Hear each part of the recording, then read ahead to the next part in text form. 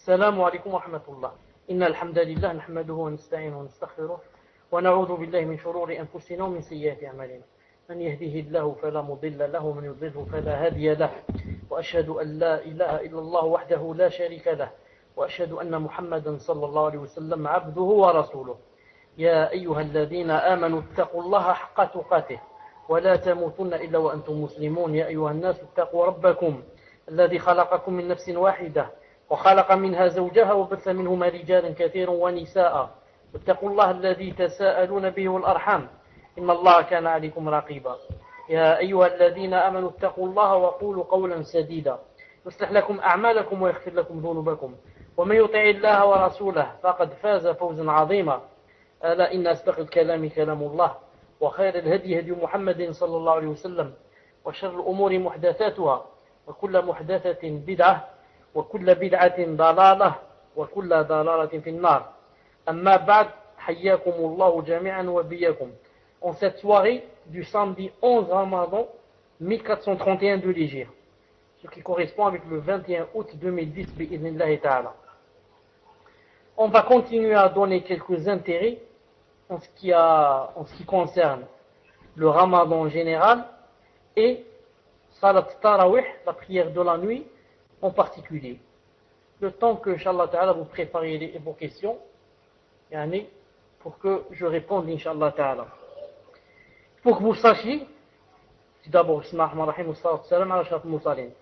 que Salat Tarawih, la prière de la nuit du Ramadan, si quelqu'un l'a fait, il obtiendra beaucoup de récompenses. Mais à condition de remplir deux conditions. Quelles sont les deux conditions? Les deux conditions ont été citées par le prophète sallallahu alayhi wa sallam lui-même dans un hadith rapporté par Bukhari, Sahih Bukhari, voir le hadith 37, et aussi dans Sahih Muslim, voir le hadith 759, où le prophète sallallahu alayhi wa sallam a dit que quiconque prie la prière de la nuit du Ramadan, ce qu'on appelle nous Tarawih, imanan wahtisaban, imanan en iman, wahtisaban, je vais dire qu'est-ce que ça veut dire. S'il y a ces deux conditions, l'iman ou l'ihtisab, il a dit غُفِرَ لَهُ مَا تَقْدَمَ مِنْ ذَنْبِهِ. Allah subhanahu wa ta'ala va lui annuler tous les péchés qui ont précédé. Donc il a dit deux conditions. La première, imanan, ça veut dire en reconnaissant que Allah subhanahu wa ta'ala donnera des récompenses pour cette salat. En croyant et en reconnaissant, iman, que Allah subhanahu wa ta'ala va donner des récompenses pour cette salat. Et la deuxième condition, ihtisaban, c'est-à-dire en espérant avoir cette récompense, mais sans toutefois, si je puis dire, alourdir cette salat, dire oh que cette salat est lourde, ou bien oh que cette salat est longue. S'il dit comme ça, ou bien il ne remplit pas la première condition, c'est-à-dire il va faire la prière de la nuit, pas pour attendre les récompenses, mais pour que les gens parlent de lui, pour que les gens le montrent du doigt, pour que les gens lui fassent des éloges. Dans ce cas, il n'aura pas de récompense, il s'est fatigué seulement en allant rester plus d'une heure ou 2 heures dans la mosquée. Donc, pour que la prière de la nuit soit acceptée pendant le Ramadan, la première condition, qu'il la fasse pour Allah subhanahu wa ta'ala, pas pour les gens. La deuxième, qu'ils ne disent pas pourquoi elle est longue ou pourquoi je la trouve lourde ou quelque chose comme ça. S'il peut prier, il prie. S'il ne peut pas, il va chez lui. Personne ne l'a obligé à prier la prière de la nuit. C'est seulement surérogatoire. C'est seulement pour celui qui veut. Celui qui ne veut pas, personne ne l'a obligé à ce qu'il la fasse. Maintenant, pourquoi il s'appelle Salat Tarawih? Pourquoi? Pour l'une des deux choses. Ou bien, parce que la plupart des salafs autrefois, quand ils faisaient cette salat la nuit, après chaque 4 unités, après chaque 4 unités, qu'est-ce qu'il faisait? Il s'arrêtait un peu. Naam, il s'arrêtait un peu, naam, car ils étaient fatigués. Donc en arabe on dit yirtahun, yirtahun, il s'arrête, yirtah. Naam. Et donc ça a donné salat tarawih. Quand je dis il s'arrêtait, ça veut dire, je voulais dire, il se reposait. Toutes les 4 unités, il se reposait. C'est pour ça que, donc, on l'a appelé tarawih. Du verbe en arabe, yirtah, il se repose.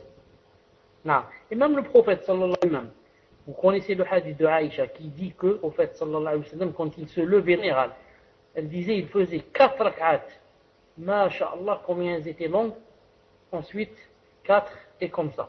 Donc, toutes les 4, il faisait un arrêt. Et certains ont dit que cette salat, on l'a appelée tarawih pour une autre raison. Non, pour une autre raison, c'est que les gens d'autrefois, quand ils la faisaient, qu'est-ce qu'ils faisaient?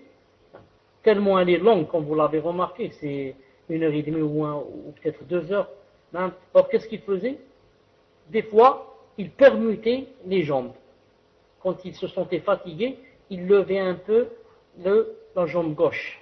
Et ils se basaient seulement sur la jambe droite. Ensuite, ils changent. Ils posent la jambe gauche et ils lèvent un peu la jambe droite.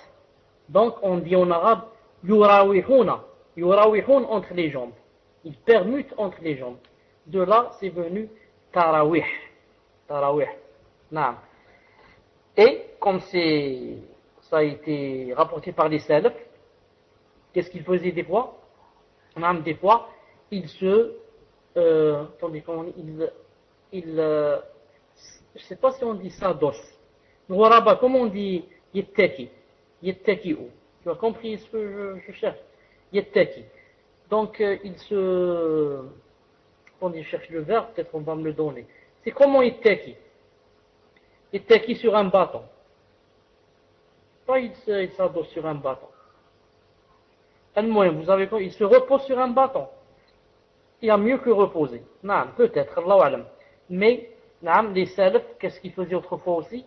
Quand ils faisaient tarawih, des fois, en même temps, ils s'adossaient comme ça, ou ils se reposaient sur un bâton. En même temps, dans la salat. Ils s'appuyaient.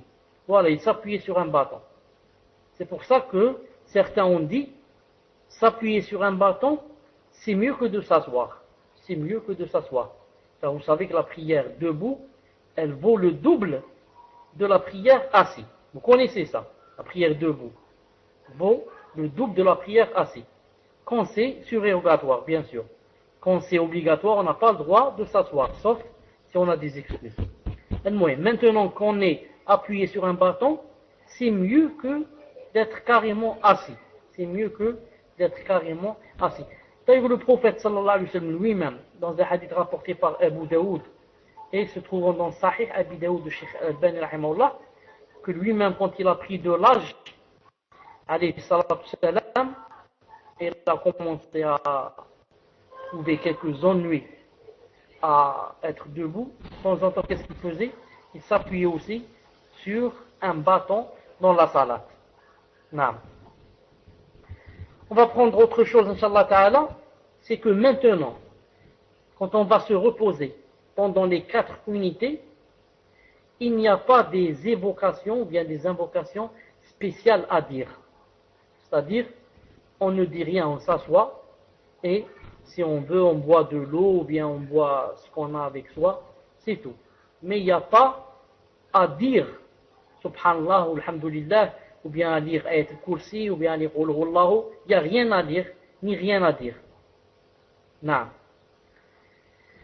Ensuite, bien sûr, ici on va dire, comme disent certains, ils disent, il y a des mosquées où on dit ça. Et moi, à cause d'eux, donc je ne vais pas à la mosquée. Moi, je leur dis, donc, tu ne vas pas à cause d'eux.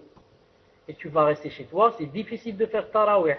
Et donc, qu'est-ce que tu vas faire? Tu vas dire, je vais voir un film. Je n'ai rien à faire, je vais voir un film au place. Et le shaitan, comme ça, il t'aura eu, bi'idhnillah subhanahu wa ta'ala. Quand eux, je te dis, quand eux, ils disent, des invocations, où ils disent je ne sais pas quoi, ça c'est eux qui endossent les péchés, ce n'est pas toi. Et ce n'est pas à cause d'eux, tu vas louper un grand bien qui est Salat Tarawih, à cause des gens qui font la bid'a. C'est pour ça que, autrefois, les Kharijites, ceux qui veulent se révolter contre les gouverneurs musulmans, quand ils se sont révoltés contre Uthman ibn Affan radiyallahu ta'ala anhu, et ils ont mis quelqu'un qui guide dans la mosquée à la place de Uthman radiyallahu ta'ala anhu. Alors quelqu'un est venu dire à Uthman radiyallahu ta'ala anhu, lui a dit, il y a X, le grand chef, le grand chef des Kharijites, un Égyptien, qui s'appelle Bishr ibn Kinana, si je ne me trompe pas.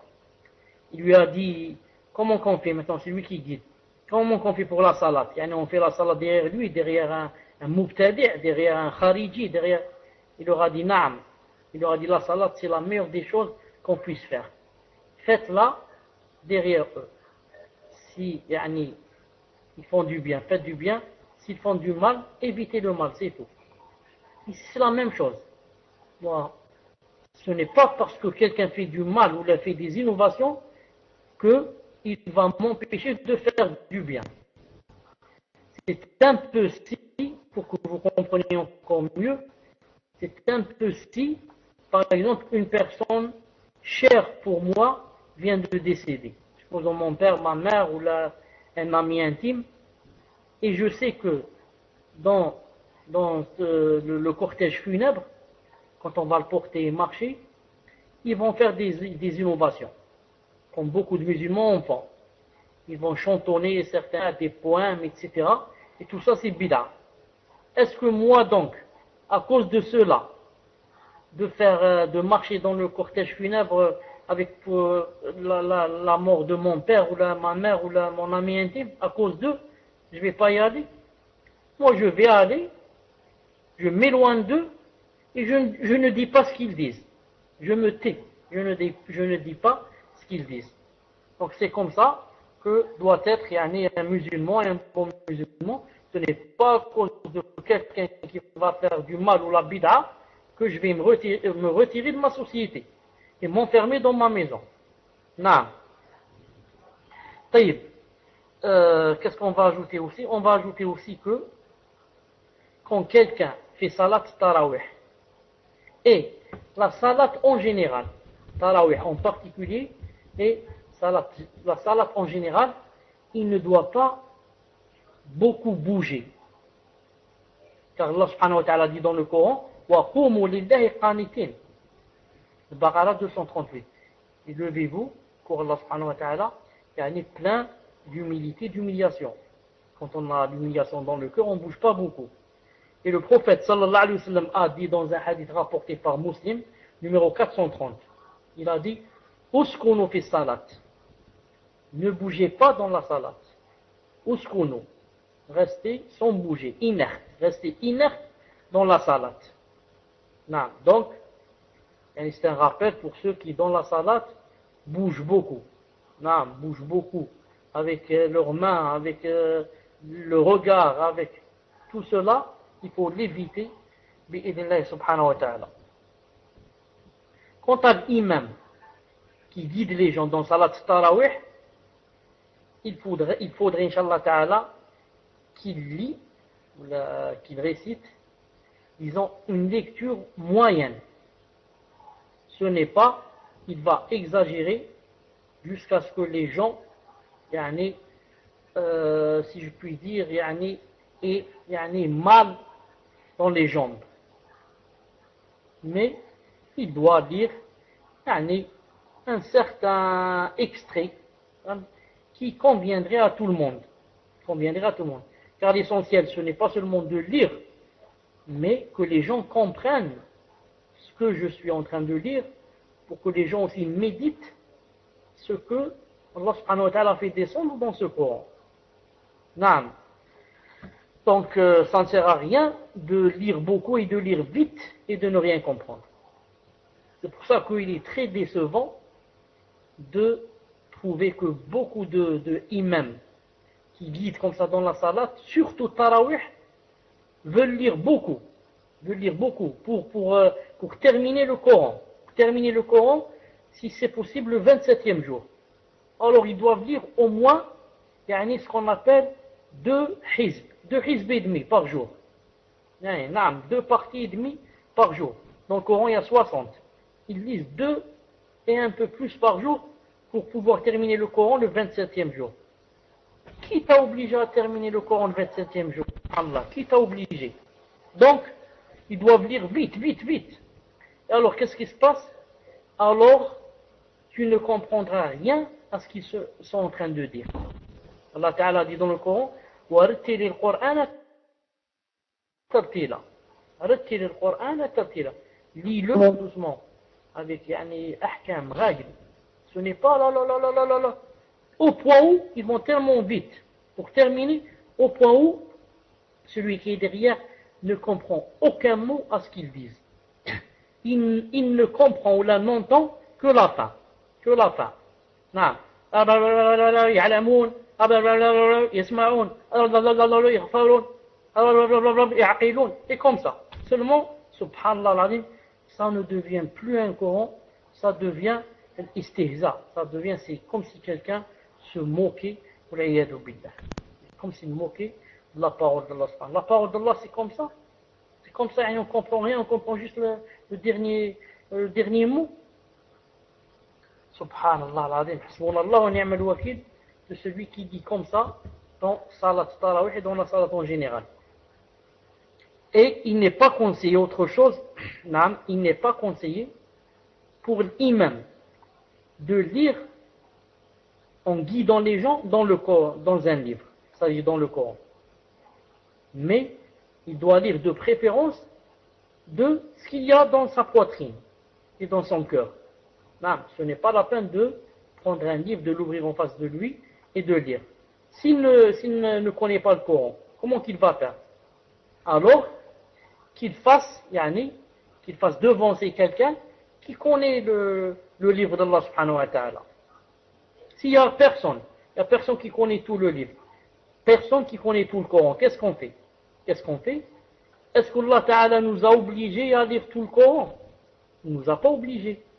Donc, il a dit, فَقْرَأُ مَا تَيَسَّرَ مِنَ الْقُرْآنِ. Allah a dit, lisez ce que vous pouvez du Coran. Donc, qu'est-ce qu'on fait? L'imam va lire avec ce qu'il sait seulement du Coran. Ce n'est pas la peine de lire tout le Coran. Non. Ensuite, la sunna, bien sûr, comme vous savez, c'est de quoi? C'est Afwan. Et une parenthèse, si vous dites qu'il y a des choses rapportées par certains salaf qui lisaient du Coran, on va dire c'est vrai. Il y a même un hadith rapporté dans Sahih Bukhari où le domestique de Aïcha radiyallahu ta'ala anha, j'ai oublié son nom, lorsqu'il l'a guidé, il lisait du livre. On va dire, c'est vrai, ce sont des choses vraies, mais ces choses-là n'ont pas été faites dans la mosquée. Elles se faisaient dans la maison. Si tu veux faire ça dans la maison, fais-le. Mais pas dans la mosquée. Naam, warattil al-Qur'ana tartila. Et récite le Coran lentement. Naam. Aussi, j'attire l'attention aussi sur une faute que font aussi beaucoup de gens, ou là, beaucoup de prieurs. C'est quoi cette faute par exemple? Naam. C'est le fait, par exemple, lorsque l'imam, celui qui nous guide, est en train de lire le Coran, certains vont derrière lui ouvrir un livre, le Coran, et le suivre. Lui, il lit, et eux, ils suivent avec leurs yeux en ouvrant un livre. Je dis, les salafs, qu'Allah subhanahu wa ta'ala les agrée, n'ont jamais fait cette chose. Ensuite, toi, quand tu vas suivre avec le livre, comment peux-tu écouter ce qu'il lit lui est médité. Tu es obligé de suivre ce que tu es en train de lire toi, pas ce qu'il lit lui. Ensuite, ça se contredit avec le hadith qu'on vient de dire, a dit, Uskunu fi salatikum. Soyez inerte, ne bougez pas dans votre salat. Alors que toi, tu bouges avec tes yeux en train de lire et tes lèvres aussi en train de bouger pour lire. Et ensuite, tu tournes les pages. Tu tournes les pages à chaque fois. Non, surtout si c'est un petit Coran, il aura de petites feuilles que tu devras beaucoup tourner. Donc tout cela, ça se contredit aussi avec le hadith. Et ça se contredit aussi avec le verset qui dit, Allah subhanahu wa ta'ala dit, وَإِذَا قُرِئَ الْقُرْآنَ فَاسْتَمِعُوا لَهُ وَأَنصِتُوا لَعَلَّكُمْ تُرْحَمُونَ. Si le Coran est lu, alors écoutez et taisez-vous pour que Allah subhanahu wa ta'ala vous fasse la miséricorde. Donc il faut écouter quand l'imam lit. On écoute et non pas on lit. Lorsque l'imam, par exemple, loupe par exemple un verset, ou bien disons il oublie un verset, ça arrive. Même le prophète lui-même, ça lui est arrivé. Non. Qui va lui donner le verset qui manque?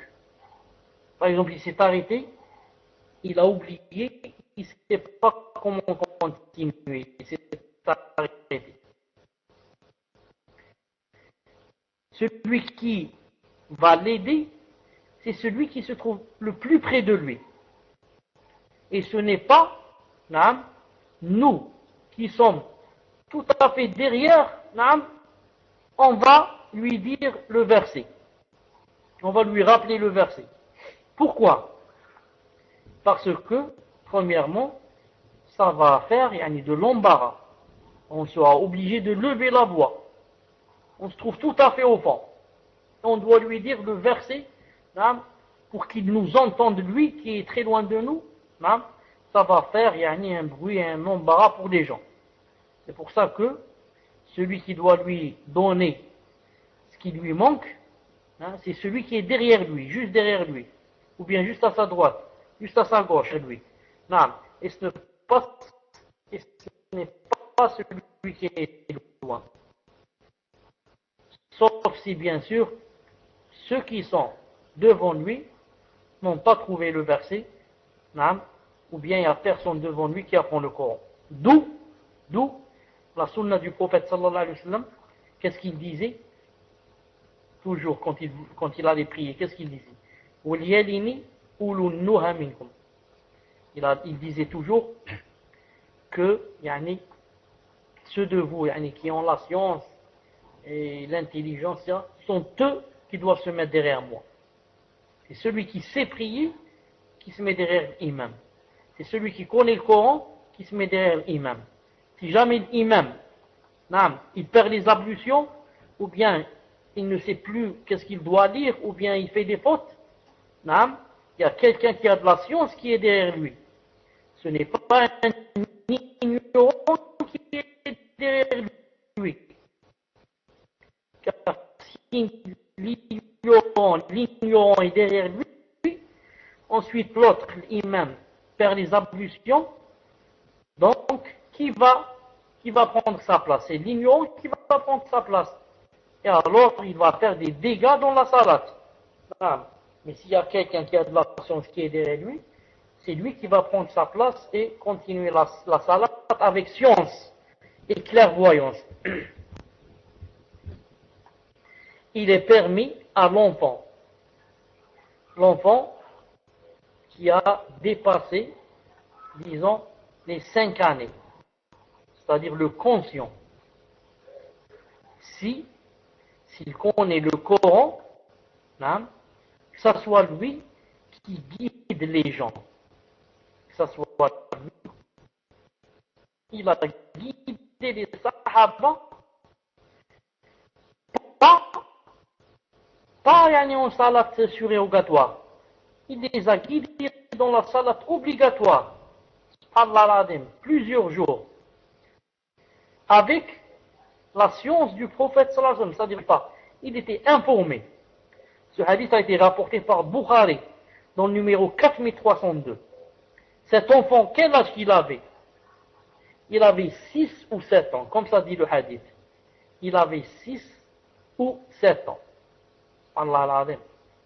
Mais puisqu'il connaissait le Coran par cœur, ou alors plus que tous les autres, on l'a présenté pour guider les gens. Et Miskin, il était tellement pauvre que lorsqu'il se prosternait,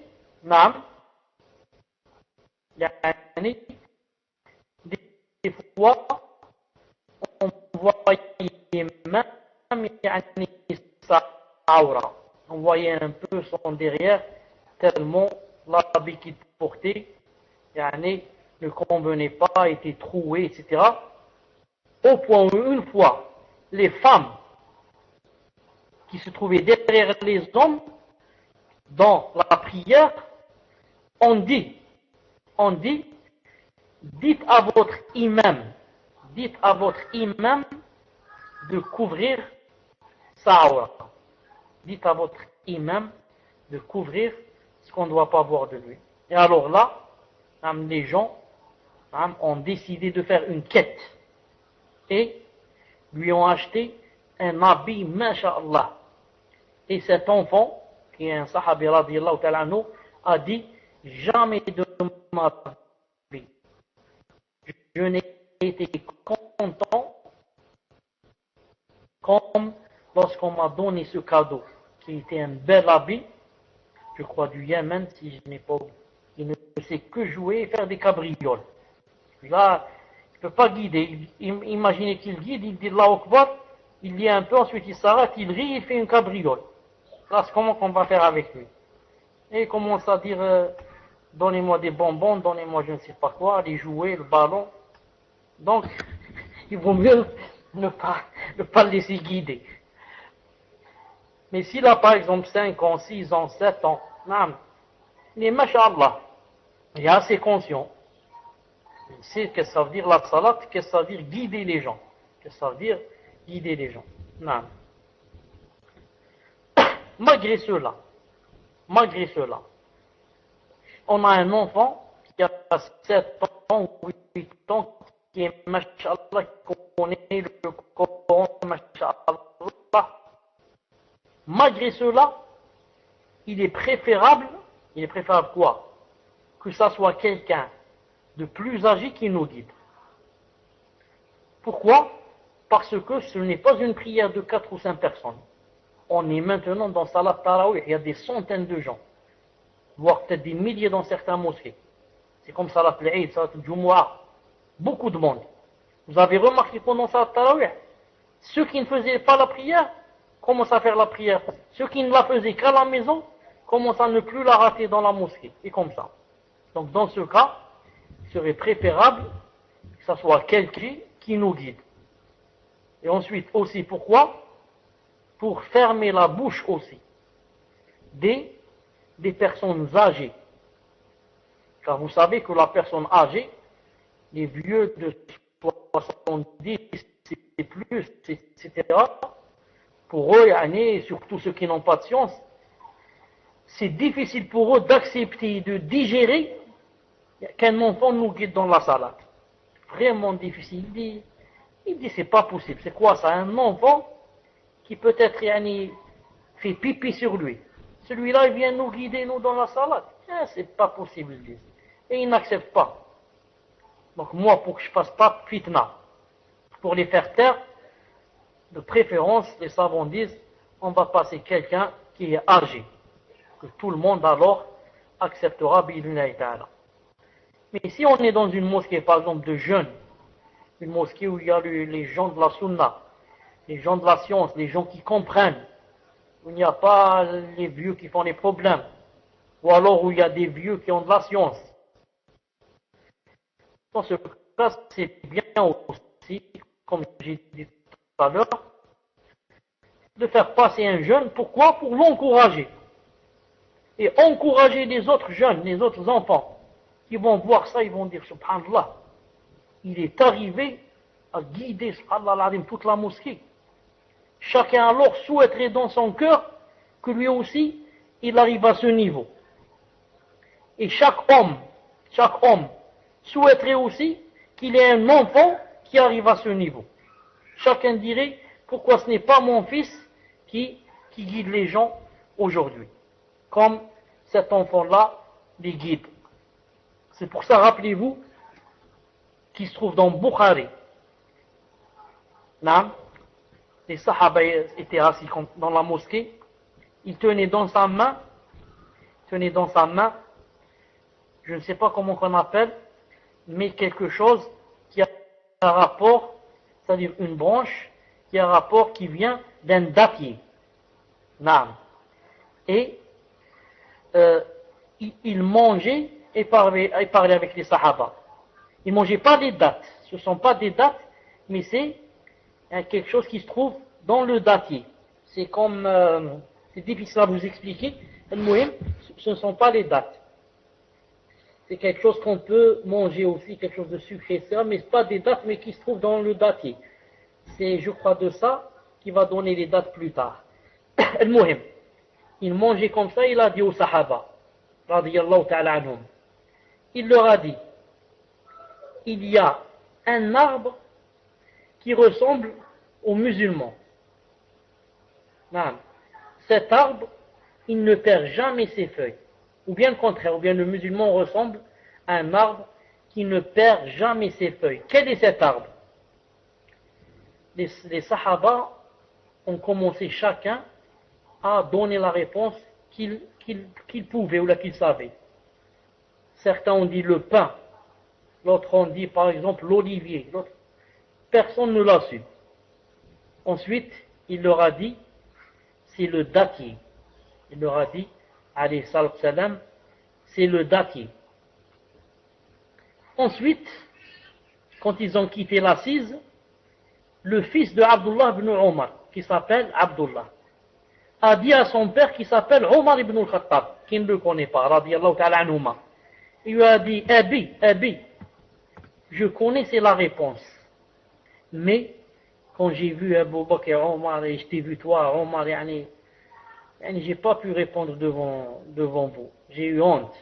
Alors Omar, qu'est-ce qu'il lui a dit, radiyallahu ta'ala anhu? Il lui a dit, mon fils, si seulement tu avais dit, tu avais montré que tu connaissais la réponse, c'est pour moi mieux que les chamelles rouges. Les chamelles rouges, c'est tout ce qu'on pouvait avoir de meilleur autrefois. Il a dit, c'est mieux pour moi que les chamelles rouges. Alaykoum salam wa barakatuh. Donc pourquoi on a dit ça? Regardez comment les gens espèrent, veulent que leur fils soit quelque chose dans le din, qu'ils connaissent les réponses que posent les savants, qu'ils guident les gens. Et comme ça, tous les gens qui sont des croyants aspirent à ces choses-là que je viens de citer. Ensuite, remarquez avec moi. Attendez que je voulais dire. Lorsque le prophète sallallahu alayhi wa sallam leur a dit, il y a un arbre qui ressemble aux musulmans. Ils n'ont pas trouvé la réponse. Pourtant, Abdullah ibn Omar a trouvé la réponse. Que c'était quoi le dattier? Vous voyez la relation entre la question et ce que mangeait le prophète sallallahu alayhi wa sallam. Qu'est-ce qu'il mangeait? Il mangeait quelque chose qui venait d'un dattier. C'est pour ça que lui, il s'est rappelé, et il leur a posé cette question. Et Abdullah ibn Omar, très intelligent, a remarqué. Il a dit, il a le dattier dans sa main, donc, classe, ça doit être, il parle du dattier. Regardez les gens comment, ils font vite la relation, ils sont très intelligents. La relation entre la question posée et ce qu'il a dans les mains, ce qu'il est en train de manger. Sallallahu alayhi wa sallam. Et les savants aussi, on dit autre chose ici. On dit de petites choses, des dates, des choses comme ça.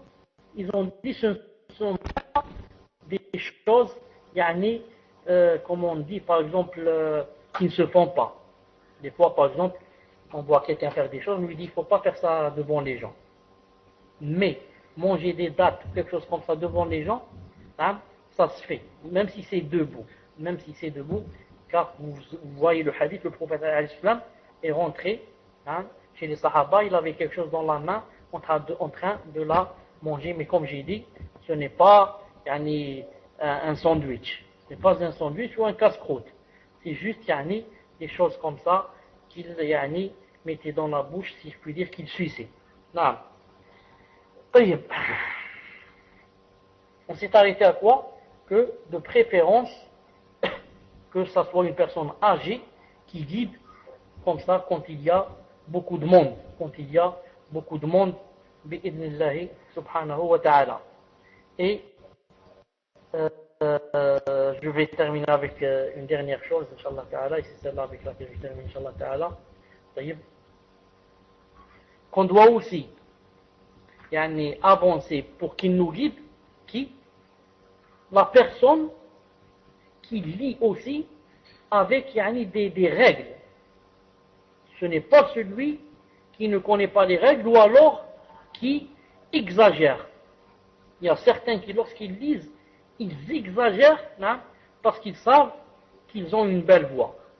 Ils exagèrent hein, jusqu'à ce que ça devienne presque comme on exagère dans une chanson. Ce n'est pas comme ça. Mais il faut dire, yani, avec une belle voix, alhamdoulilah pour celui qui a une belle voix, mais il faut dire avec, exagérer au point de sortir des règles de l'arabe et des règles du tajwid. C'est pour ça que le prophète sallallahu alayhi wa sallam a dit dans un hadith, il a dit dans un hadith qui est Hassan, il a dit que j'ai peur pour ma communauté de 6 choses.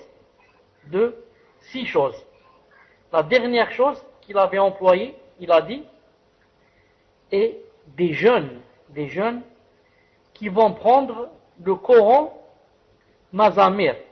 Mazamir, c'est-à-dire comme de la flûte.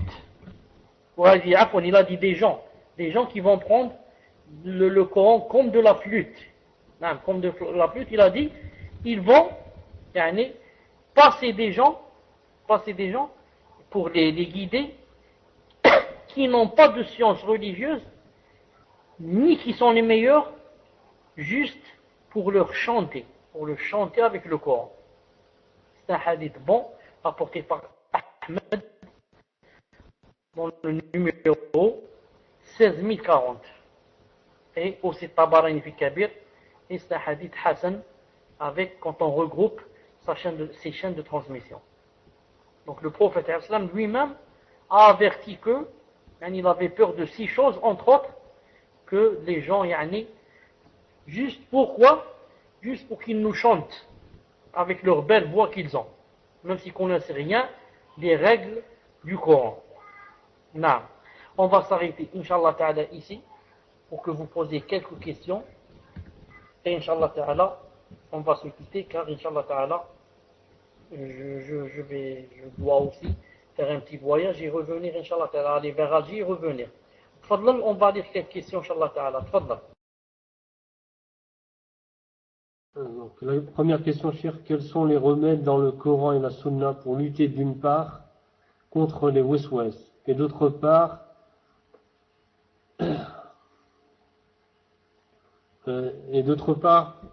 contre le dhann.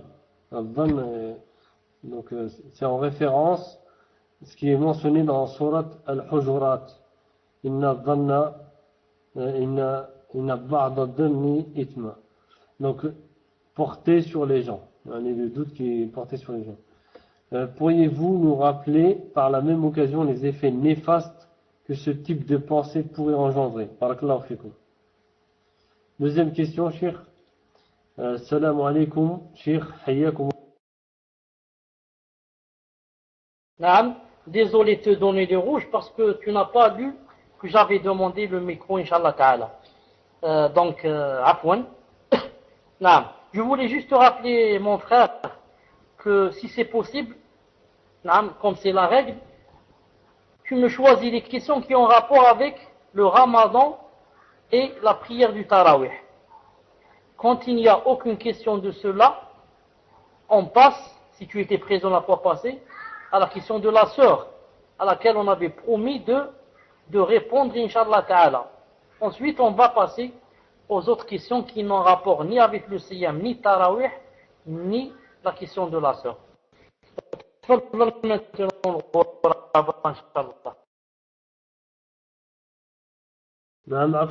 J'étais pas là. La dernière fois, j'étais pas là. Donc, je vais lire justement les questions en rapport justement avec uniquement ce que vous m'avez dit.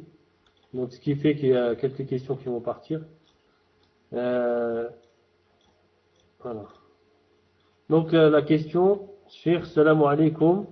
J'espère que vous allez bien en ce mois béni. Une sœur voudrait avoir des hadiths et des versets, si possible, le nom et le verset, sur l'obligation que l'homme doit nourrir et vêtir son épouse. Ça aussi, c'est pareil. Il y a beaucoup de questions, en fait, on n'a pas prévenu les gens. Donc, à fond, c'est pas une question que vous retenez pas cette question, Inch'Allah. Donc, la question, salam alaikum wa rahmatullah, avec l'ablution de la prière, puis-je lire le Coran ou dois-je avoir l'intention de faire l'ablution pour lire le Coran? Barakallahu fikum. Deuxième question, Cheikh, en rapport avec Tarawih.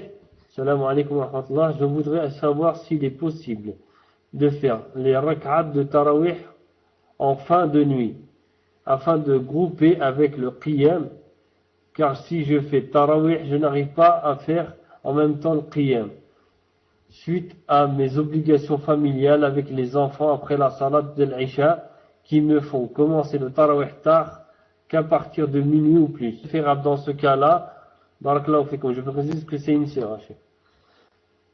Donc à part ça, les autres questions, Cheikh, c'est absolument... Je vais répéter la première, mais les autres questions, c'est pas en rapport avec le Tarawih ni avec le Ramadan. Donc je répète la première. La personne elle demande par rapport à l'odo. Lorsqu'elle fait l'odo pour la prière, est-ce qu'elle peut rester dans cet état-là de purification et donc lire le Coran? Ou alors elle doit refaire l'odo avec une autre attention pour lire le Coran. C'est ce qu'elle demande en fait la personne. Voilà, trop dans bien sûr.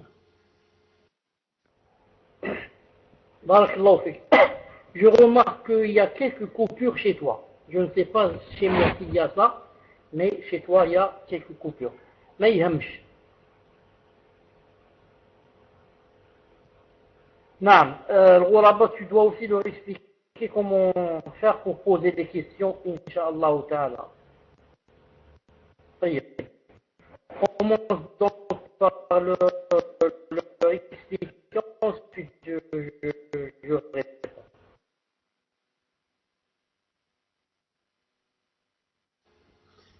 Donc, Inch'Allah, pour les personnes qui ont posé leurs questions, on va les annuler, qui repassent par le site, Inch'Allah, et qui reposent des questions qui sont en rapport avec Ramadan et bien sûr Salat Tarawih.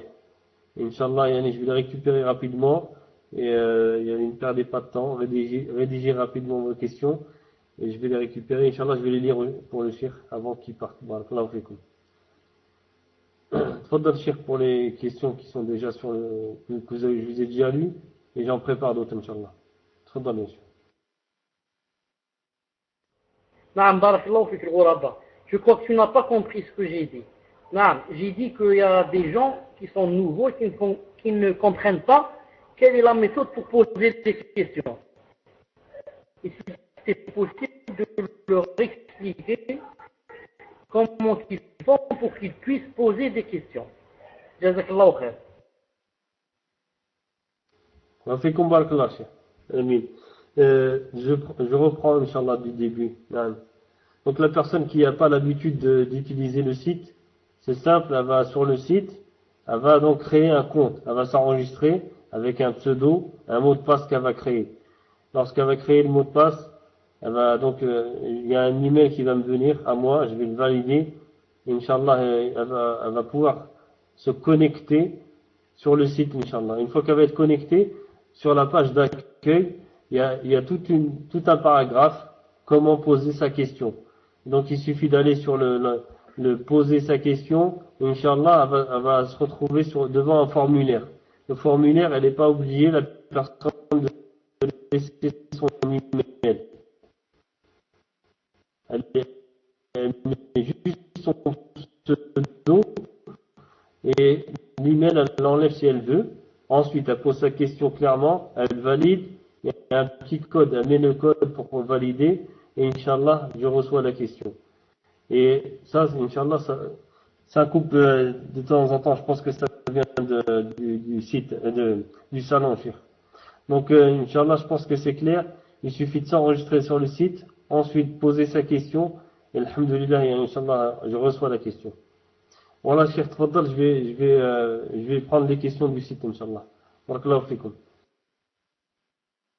Pour la première question, la personne qui a dit que comment qu'elle fait pour les ablutions, je lui dis que les ablutions, il n'y a pas de niya.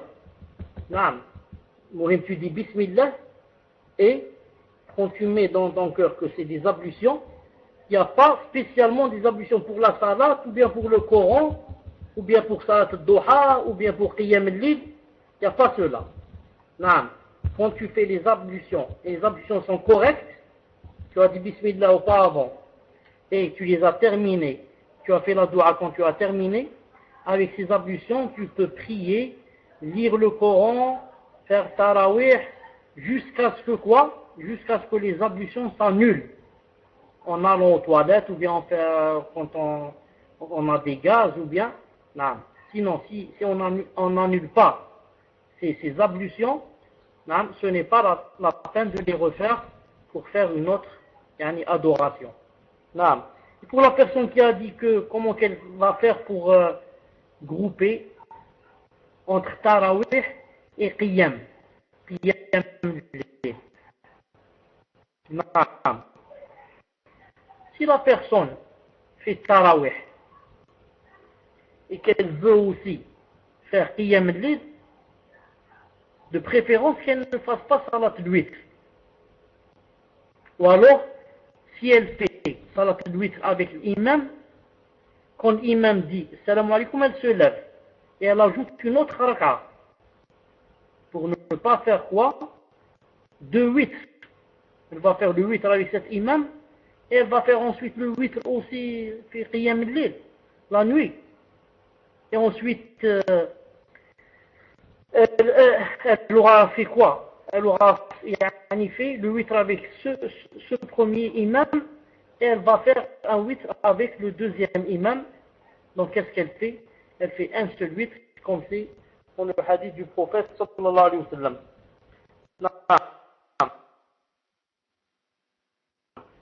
Et si elle est du genre qui dit qu'il n'y a pas de salat plus de 11, comme dans le hadith de Aïcha, dans ce cas aussi, elle ne fait que quelques salats avec le premier imam. Elle fait seulement par exemple 4. Et elle laisse pour la fin de la nuit, elle fait quoi? Elle fait 4 ou bien les 6 autres qui restent. Naam. Et certains, Wallahu ta'ala a'lam, on dit que c'était permis, même si on fait 11 avec l'imam et le 8, c'est permis aussi de faire aussi certains salats, comme la prière de Qiyam al-Lil, la nuit, vers 3h ou 4h du matin, en se basant sur le hadith que le prophète sallallahu alayhi wa sallam faisait 2 rak'at. Comme je vous l'ai dit plusieurs fois, assis. Il disait dans la première sorte Zilzala, et dans la deuxième sorte Kafirun.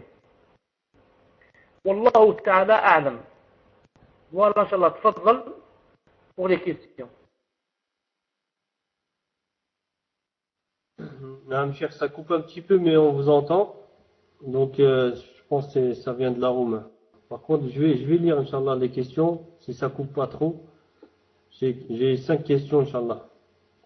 Salam alaikum wa rahmatullahi wa barakatuh. Au début du mois de Ramadan, je pouvais couper le jeûne et faire aussitôt ma salat. Aujourd'hui, j'ai besoin de vraiment manger avant de trouver la force de prier. De combien de temps je dispose pour être dans les temps de la salat Salat al-Maghrib. Barakallahu fikum.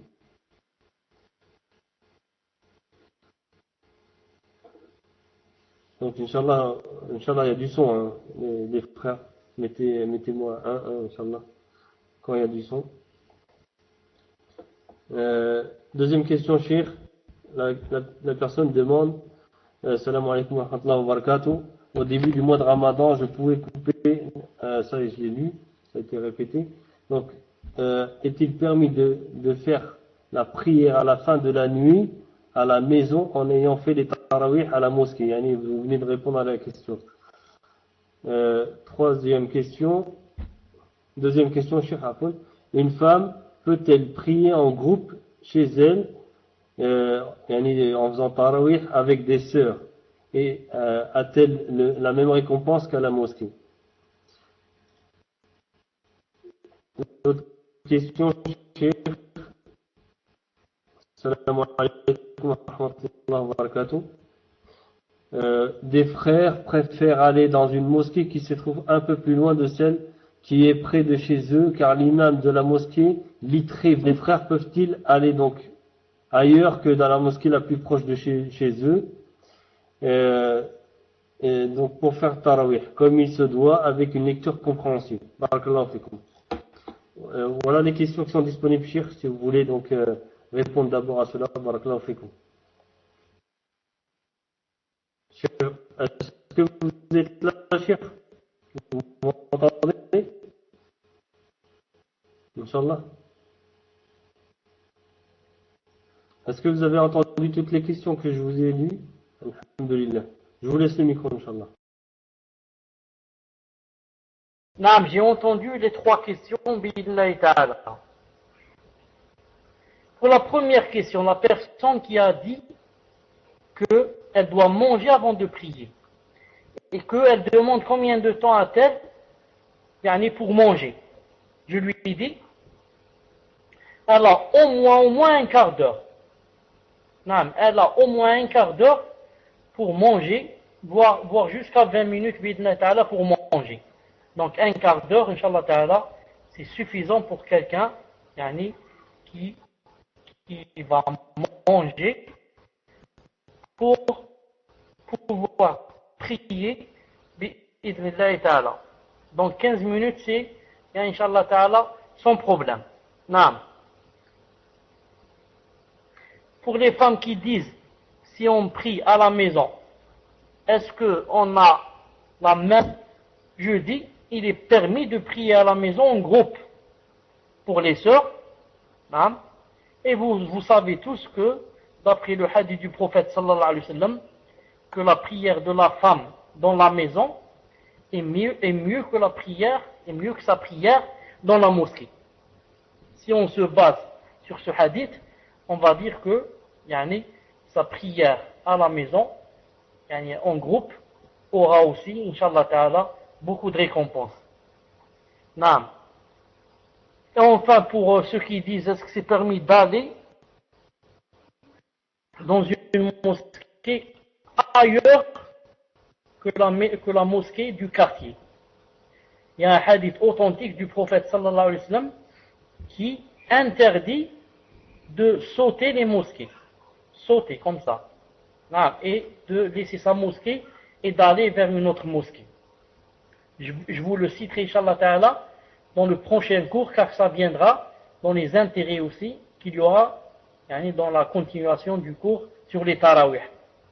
Mais, et si par exemple, on va aller dans une mosquée loin de mon quartier, à cause que celui qui nous guide connaît le Coran mieux que l'imam où je suis dans mon quartier, ou bien sa récitation est une meilleure récitation, parce qu'il y a quoi?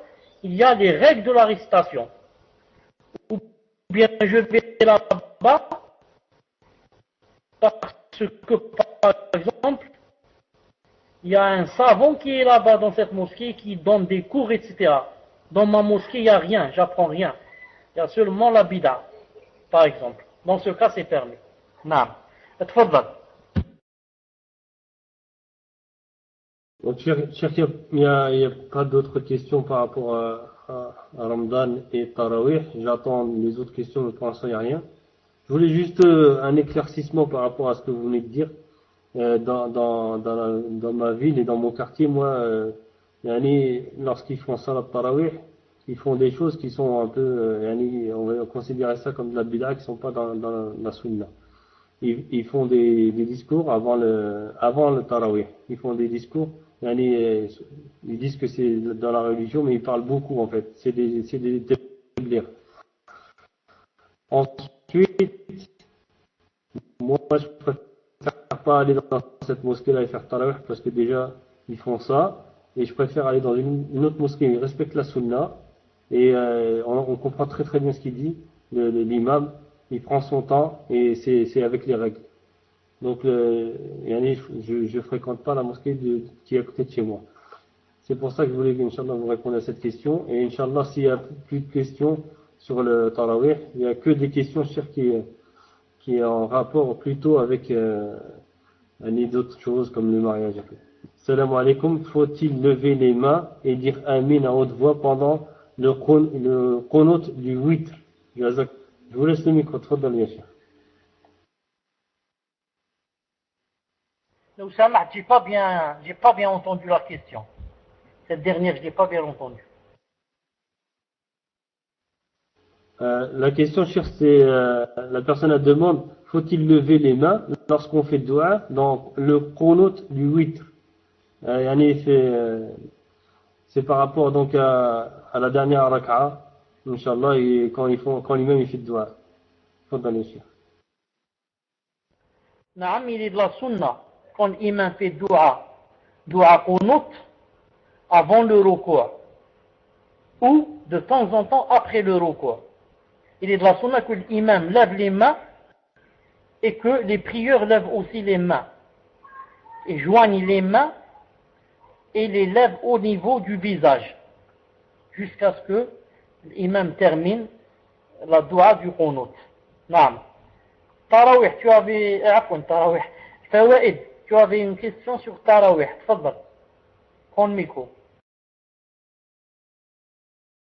Salam alaikum wa rahmatullahi wa barakatuh. Est-ce que vous m'entendez bien?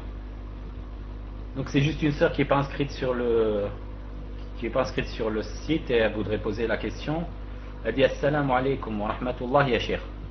Lors de Salat al-Tarawih, est-il permis à l'imam de psalmodier dua al-Qunut et d'autres dua? Et aussi, est-ce que le prieur a le droit de répondre Amin, Ya Allah, Subhanallah, etc. Donc est-ce que vous avez bien compris, Cheikh, ou est-ce que je la repose? Alhamdulillah, j'ai bien compris la question. Je dis, ça rentre dans la bid'a. Le fait que l'imam, quand il fait dua al-Qunut, il le place maudit. C'est-à-dire en le chantonnant. Au lieu de le dire normalement comme s'il parlait, maintenant il va le faire sur un certain temps. Un certain temps. Naam, ça s'appelle, on le place maudit. Dans ce cas, les savants ont dit que ça ne se faisait pas, c'était même bid'a. Mais attention, quand je dis que c'est bid'a, ça ne veut pas dire que, à cause de lui, je vais sortir de la mosquée, comme j'ai dit tout à l'heure. Et je vais rater dua al-Qunut, à cause de lui, il fait la bid'a. Non. Moi, je fais la prière derrière lui, et lui, il aura les péchés, moi, je ne les aurai pas. Et moi, j'aurai seulement les récompenses. Exactement comme a dit le prophète sallallahu alayhi wa sallam, il a dit yusalluna lakum. Il a dit vont venir certains gens qui vont vous guider. Il a dit fa in asabu, s'ils font juste, il a dit fa lakum wa lahum. Vous aurez les récompenses et ils en auront aussi. Sinon, naam, in lam yusibu, naam, il a dit fa lakum wa alayhim. Vous aurez les récompenses et eux, ils auront les péchés. Donc moi, ce n'est pas à cause de lui, je vais aller à la maison. D'accord, s'il y a une mosquée plus proche, où on place maudit pas, dua al-Qunut, masha'Allah, je vais là-bas. Mais s'il n'y a pas, je suis derrière lui, et c'est lui qui aura les péchés. Moi, dans la mosquée où je fais tout à l'heure, non, je viens de Tarawih, maintenant ça fait une demi-heure là dans la mosquée ici du quartier, il place maudit l'ahar. Il place maudit le dua al-qunut. Comment je fais? Je fais rien, je dis dans mon cœur, Hasbunallah wa ni'mal wakil. Il sait que ça se fait pas, il le fait. Mais c'est lui qui va endosser au Qiyamah, alhamdoulilah. C'est pas moi qui fais ça. Donc il y avait cette question. Je crois qu'il y avait autre chose. Fawaid, tu as dit autre chose avec cette question? Tfadal. Afwan, cher, j'ai pas entendu la réponse, donc je ne sais pas si vous avez répondu à la deuxième partie, qui est lors de dua, est-ce qu'il est permis à la personne de dire Amin, ya Allah, Subhanallah, ou d'autres choses pareilles. Et j'ai une autre question, cher, si je peux la poser après, Inch'Allah. Toujours sur Siyam. D'accord. La deuxième partie de la question, c'est est-ce qu'on peut dire Amin, Ya Allah, etc. Ce qu'on peut dire, c'est seulement Amin. On dit Amin quand il fait une dua, il demande à Allah Ta'ala une chose. Par exemple, il dit Allahumma shfi mardana. Il demande à Allah de guérir nos malades. On dit Amin. Mais des fois, il dit des choses qui ne sont pas des choses qu'on demande à Allah Ta'ala. C'est plutôt des éloges qu'on fait à Allah Ta'ala. Comme lorsqu'il dit par exemple إنه لا يذل من وليت ولا يعز من عاديت تباركت ربنا وتعاليت. Tout ça, ce sont des éloges qu'on fait à Allah. Dans ce cas, on ne dit rien. Mais les ignorants disent des choses. Ils disent Subhanallah, Subhanallah, Ya Allah, Ya Allah. Parce qu'ils savent qu'on ne peut pas dire Amin, ça ne se dit pas. Ce sont pas ils ne demandent rien à Allah. Ils font des éloges et ils ne savent pas donc quoi dire. Donc ils disent n'importe quoi. Ya Allah, Ya Allah, Subhanallah. Tout ça, bien sûr, ça se dit pas et ça rentre dans la bid'a. On dit seulement Amin quand il demande des choses à Allah subhanahu wa ta'ala. Quand il dit Ya Allah, guérissez nos malades, Ya Allah, soignez nos malades, Ya Allah, enrichissez, rendez riches nos pauvres, Amin, Ya Allah, faites venir ceux qui sont absents, Amin, et comme ça. Naam, tfadal. Voilà, donc, salam alaikum, Cheikh. Ma question est la suivante. Est-ce que la ratiba qui suit Salat al-Isha fait partie des 11 ou 13 unités de prière recommandées dans le Tarawih ou le Qiyam, ou bien il n'en fait pas partie? Et à quel moment doit-on faire les rawatib de Dhuhr, avant et après l'adhan? Enfin, avant ou après l'adhan, afwan. Barakallahu fikum, Cheikh. Deuxième question, Cheikh, c'est par rapport à Tarawih toujours. Salam alaikum, je voudrais reposer ma question car je me suis fait mal comprendre à l'witr. Je fais Tarawih tard, après la Salat al-Isha, après minuit, à cause des obligations familiales et des enfants, etc. Et de ce fait, je rate Qiyam Layl malgré mes efforts. Je voudrais savoir s'il m'est possible de retarder le Tarawih en fin de nuit et de faire deux intentions, celle de Tarawih et celle du Qiyam, où ceci est impossible. Qu'est-ce qu'il est préférable, le Tarawih ou le Qiyam? Barakallahu fikum. Une autre question, Cheikh. Salam alaikum wa rahmatullahi wa barakatuh. Barakallahu fikum pour le temps que vous nous accordez, qu'Allah vous préserve. Si on rate le repas ta'assuh, à cause du réveil, la personne ne s'est pas réveillée, alors mais que nous avions l'intention de le faire, avons-nous tout de même la récompense de ce repas? Jazakumullah khair. Donc je vous ai posé une question, Cheikh, par rapport à l'éclaircissement de la mosquée. Je ne sais pas si vous avez noté. Inch'Allah, donc sinon je répète la question. Barakallahu fikum. Quand tu as parlé de la personne qui a posé la question sur Tarawih et le Qiyam, etc., qu'elle retardait le Tarawih, etc. Est-ce que tu as dit qu'elle faisait la prière de Salat al-Isha après minuit? Est-ce que tu as dit cette phrase? Tfaddal. Donc là, la sœur a dit, en fait, elle dit tout simplement qu'elle ne peut pas faire tarawih qu'après minuit. Yani elle dit après la salat de l'Aïcha, après minuit. C'est bien ça, cher. Tfaddal, cher. D'accord. Pour la première question, Inch'Allah Ta'ala, j'en ai beaucoup parlé de cette chose. Mais معليش, ذكر فإن الذكرى تنفع المؤمنين. معليش, le rappel profite aux croyants. En ce qui concerne les deux rawatib qui viennent après Salat al-Isha, qui rentrent dans le hadith de celui qui fait 12 rak'at par jour, Allah Ta'ala lui construit une maison dans le paradis. Parmi ces 12, il y a quoi? Il y a deux unités après Salat al-Isha, que les gens appellent communément, ils les appellent Shif'a, Salat al-Shif'a, ensuite il y a le 8. Ces deux rak'at, qui sont des rawatib, ne rentrent pas dans les tarawih. C'est pourquoi, quand la personne va à la mosquée et fait Salat al-Isha avec l'imam, dès qu'elle termine Salat al-Isha, elle doit se lever pour faire ces deux rak'at. Sinon, l'imam va commencer les tarawih et tu rentreras dans un problème. C'est pour cela, quand il fait Salat al-Isha, s'il a un peu de science, normalement, qu'est-ce qu'il fait? Il donne un peu de temps aux gens pour qu'ils fassent le tasbih et qu'ils fassent les deux prières de Ratiba. Normalement, il leur donne le temps. Maintenant, s'il ne leur donne pas le temps, et on n'a pas eu le temps de faire les deux rak'at après l'Aïcha, qu'est-ce qu'on fait? On choisit de deux choses l'une.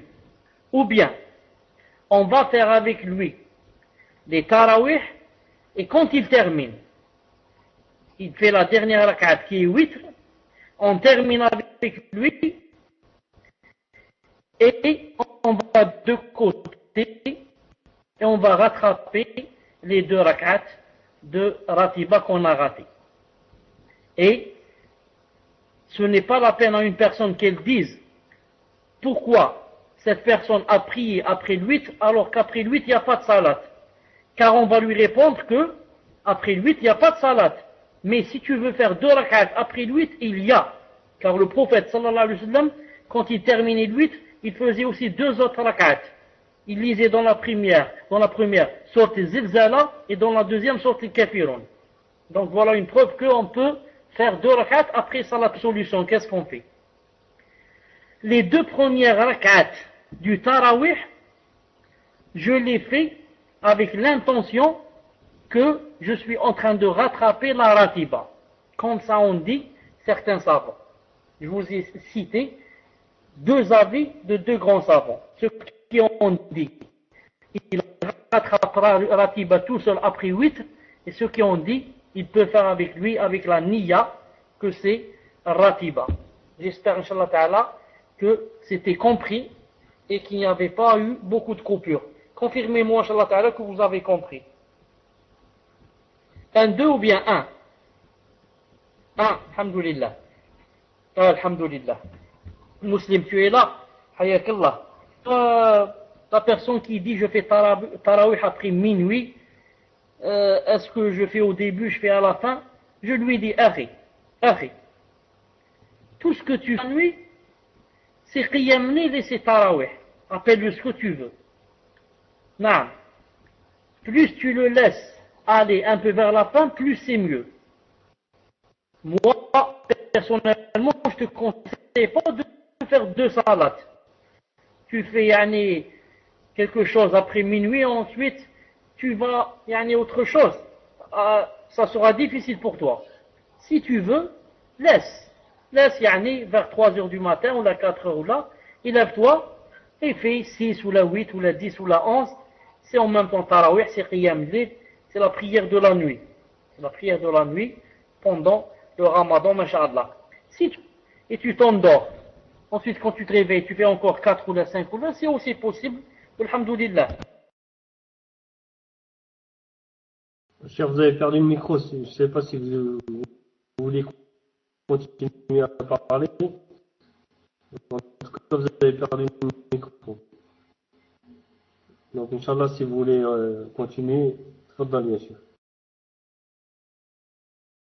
En fait, j'ai pas perdu le micro. Je parlais avec Aubergine. Aubergine, elle était là, je parlais avec elle. Ah, donc, je n'ai pas perdu, Inch'Allah Ta'ala. Maintenant, la dernière question, c'était... Attendez, récompense. Je vais noter je vais voir si je vais comprendre ce que j'ai noté. J'ai noté. C'est écrit. Taïeb, avant d'oublier le Ghoraba, pour ta question, la réponse, c'est la même que j'ai donnée. C'est-à-dire que c'est permis d'aller vers une mosquée plus loin s'il y a quelque chose, s'il y a une excuse légiférée, shar'iyya, c'est-à-dire que à cause d'eux, il y a un das qui est mieux, il y a un savon qui est mieux, il y a une lecture qui est mieux, il y a une récitation qui est mieux, et comme ça. Une seconde. Machine à laver. Ça, Anidje. Récompense, attendez. Raté. Wallah, je ne sais pas ce que j'ai noté. Est-ce que tu peux me rappeler c'est quoi la troisième question et la dernière? Tfadal. Donc je vais la répéter.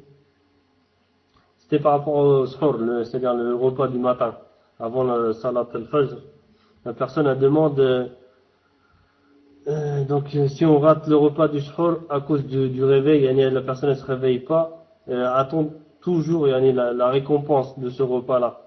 Même si on s'est pas réveillé et on n'a pas mangé donc, avant la salat. Trop d'absurde. Naam, Inch'Allah Ta'ala, on a la récompense. D'où, la valeur, la grande valeur de quoi? De l'intention. La personne qui dort avec l'intention de, Inch'Allah, se réveiller pour faire le suhour, et ne s'est pas réveillée, Allah subhanahu wa ta'ala lui écrit, c'est comme si elle avait fait le suhour. Juste que, la différence que c'est quoi? C'est qu'elle n'a pas mangé, elle n'a rien mangé comme suhour, ni bu, ça sera un peu plus difficile pour elle, pour jeûner. Car le suhour, c'est, subhanallah, regardez la législation de Allah subhanahu wa ta'ala. Le suhour, c'est pour quel avantage? C'est pour ton avantage, toi et tes intérêts. Pour que, lorsque tu manges, tu vas pouvoir endurer plus facilement pendant la journée. Car celui qui n'a rien mangé pendant le suhour, il aura le ventre creux. Donc il aura beaucoup faim pendant la journée ou il a beaucoup soif. C'est pour ça que, voilà, cœur vide, il n'y a rien. C'est pour ça que la sunna c'est de le retarder. Pourquoi tu le retardes aussi? Pour qu'il soit plus proche de la journée. Ce n'est pas tu vas manger à minuit. Ça, subhanallah, il sera proche de toi pour t'aider à jeûner. Donc vous voyez Allah subhanahu wa ta'ala te recommande de manger et te donne quoi? Te donne des hasanats si tu manges. Pourtant si tu manges, Allah ta'ala ne va rien gagner. C'est toi qui gagnes pour pouvoir passer une journée facilement bi'idhnillahi ta'ala. Au début du cours, je vous avais dit que je dois, Inch'Allah ta'ala, faire un petit voyage et revenir. Je dois aller vers Alger et revenir. Donc, Inch'Allah ta'ala, je dois vous quitter, bi'idhnillah subhanahu wa ta'ala, pour vous rencontrer, Inch'Allah ta'ala, mercredi, bi'idhnillah subhanahu wa ta'ala, au milieu. C'est quoi aujourd'hui? Rappelez-moi, c'est samedi ou là c'est mercredi? C'est quoi aujourd'hui? C'est samedi. Dimanche, lundi, mardi, mercredi. Ça, c'est possible, Inch'Allah ta'ala, qu'on se voit par exemple lundi s'il n'y a pas d'autres qui font des cours, bi'idhnillahi ta'ala. Fadal, je te donne le micro. Inch'Allah, Cheikh. Donc, moi, je voulais juste vous poser une petite question en PV, si ça vous dérange pas. Pas une question sur la religion. C'est une question personnelle, si vous avez le temps. Sinon, Inch'Allah, la prochaine fois.